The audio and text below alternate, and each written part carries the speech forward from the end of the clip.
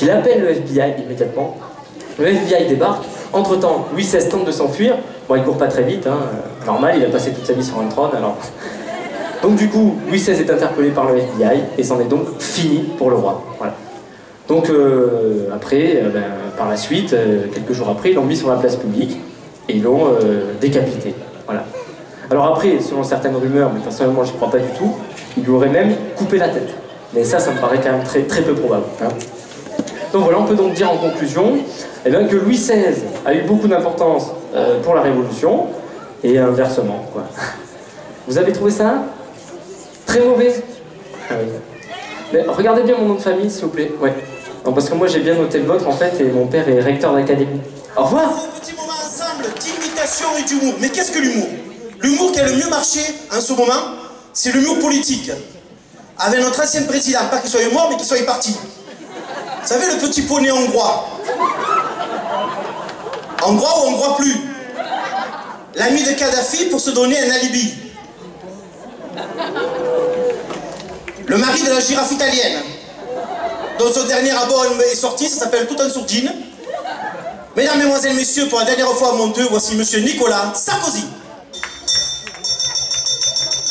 Héros, héros.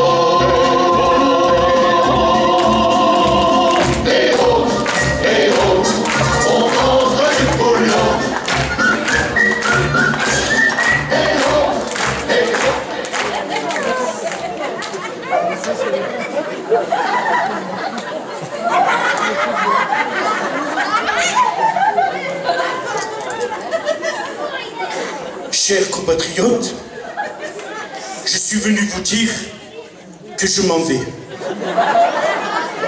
Que vos sanglots longs ne pourront rien changer.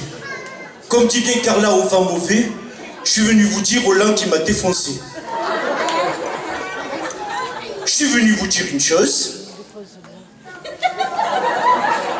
Je suis venu vous dire deux choses. Et comme je suis en forme, je vais vous dire des choses. J'ai compris pourquoi j'ai perdu contre Hollande. J'ai compris en regardant les élections d'Obama, lui qui a gagné. Donc en 2017, quand je vais revenir, parce que je vais revenir, juste avant, je me ferai faire des UV. Parce que moi, je ne suis pas Obama, mais en tout cas, j'ai déjà bruni. Merci.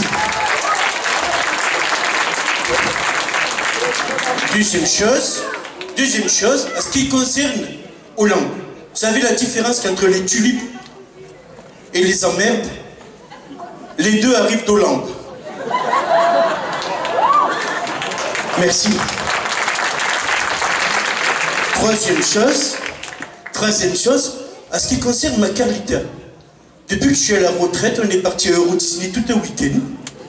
Tout le week-end, elle a tiré la queue de Mickey. J'ai décidé de me laisser pousser les oreilles.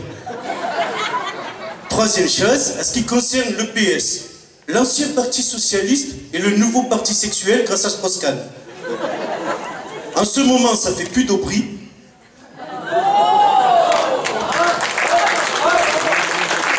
Ça a gelé royal.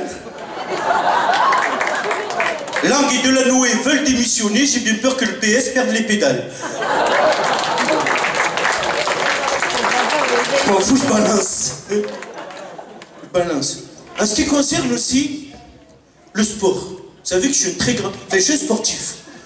Des fois, tellement je cours, je tombe dans les pommes. Pourtant, Dieu seul sait, je suis pas marié avec un cajot. Ce que j'aime pas dans le sport, c'est les crâneurs. Sébastien Loeb, pilote automobile. Il crâne parce qu'il finit premier à Monte Carlo. Moi, j'ai rien dit, je suis le dernier à avoir monté Carla. C'est pour l'instant. Grâce au sport et avec votre argent, j'ai voyagé.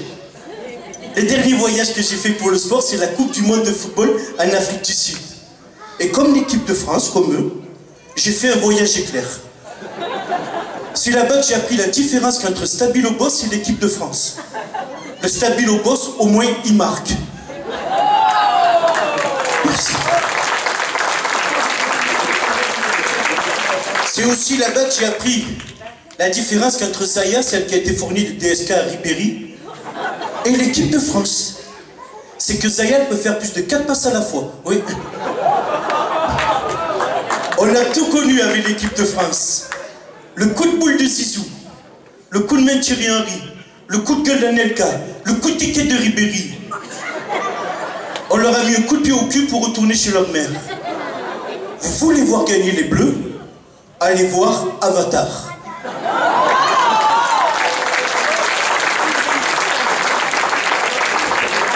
Cinquième et dernière chose, j'aimerais mener l'enquête pour savoir qui est le papa de l'enfant de Rachida Dati. Parce qu'au tout début, elle a dit que c'était moi. Je suis allé à l'accouchement, le petit, il n'a pas mes oreilles. Après, elle a dit que c'était Bernard Laporte et tu ferais mieux de la fermer. Coucou. Et dernièrement, elle a dit que c'était JC. Non, pas Jésus-Christ, Jacques Chirac, parce que lui non plus, il n'a pas fait de miracle. D'ailleurs, il va venir vous en parler. Moi, je vous dis bonsoir, mesdames. Bonsoir, mesdemoiselles, s'il en reste. On n'est pas à Lourdes. Et salut, messieurs. Je vais être sans complexe. Et spécialement pour vous, mes amis de Monteux, ce soir, à moi tout seul, je vais être 120 kilos de bonne humeur. On va jouer au jeu dans la maison, hein? Moi, je fais la porte et vous, vous la fermez. Alors, je disais... Merci. Alors, je disais, 120 kilos de bonne humeur. Je suis né le 1er août 1968. À la base, je devais venir au monde au mois de mai 1968. C'est l'époque où les pavés volaient, les CRS tapaient, les gens râlaient. Ça n'a pas changé à notre époque. Hein. Imaginez la scène. Je suis en train de sortir ma tête de la foufounette internationale de maman. Parce qu'elle a beaucoup voyagé. Pas la foufounette, maman. Hein. Quand tout à coup, je vois passer des pavés, des gens en colère, des CRS en train de taper. Il paraît que je serais rentré, que j'aurais crié. Maman, je sortirai quand ça sera plus calme, hein, et je suis resté 3 mois de plus. Ma mère m'a porté 12 mois. Il y a des enfants prématurés, vous avez devant vous un enfant longue portée. Si longue portée que mes tantes disaient à ma mère, mais Suzanne, qu'est-ce que tu vas nous pondre? Un petit éléphanto? Pas faux. Bon, je vous rassure, c'est pas pour la trompe. Hein. C'est parce qu'à la naissance, je faisais pas moins de 4,850 kg. Par jambe. 55 cm. Un beau bébé, hein. Je suis issu d'une fratrie de 13 enfants. Mes parents étaient artistes peintres. Ils ont d'abord conçu 12 brouillons. Vous avez demandé... On peut mieux se comprendre, parce qu'il faut que je fasse un peu connaissance avec mes nouveaux paroissiens. Alors je vais un peu descendre, voir la gueule qu'ils ont à Monteux. Qu'est-ce qu'on dit? Ah bon, c'est pas à toi qui a fait la photo, c'est elle. De quoi je me mêle? Pas vrai? Tu peux pas me dire, ça siffle. T'es croisé les bras, vous. C'est pas parce qu'on est devant la mairie qu'il faut montrer qu'on ne fout rien, hein? Plaquez-vous, hein? Mais c'est plutôt les cheveux qui vous ont plaqué, vous, apparemment, hein? Oh pétard, en plus je m'avance, au plus il tourne la tête, dis. Ça va bien, vous? Tant mieux, vous avez couché dehors, vous, hier soir? Eh ben, ça a dû geler, parce que c'est blanc, hein? Ah, eh ben, vous pouvez vous applaudir, vous êtes formidable. Allez, voilà. Je suis pas tombé, mais où c'est que tu habites? Tu dois avoir une belle... Je l'ai entendu. Où c'est que tu habites? Tu dois avoir une belle... Maison. Une belle... Maison. Non, une belle demeure. De toute façon, si tu avais dit demeure, j'aurais dit maison, alors. Je suis pas puritain, méfiez-vous de ces...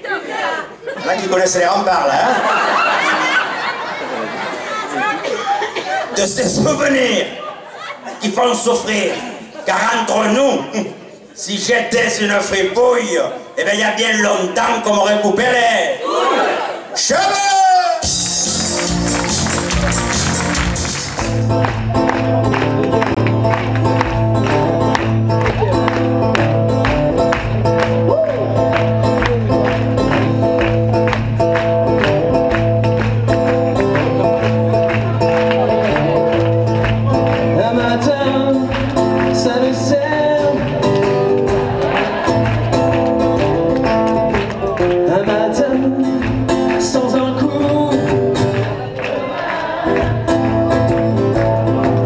Ce matin c'est le mien, c'est le tien.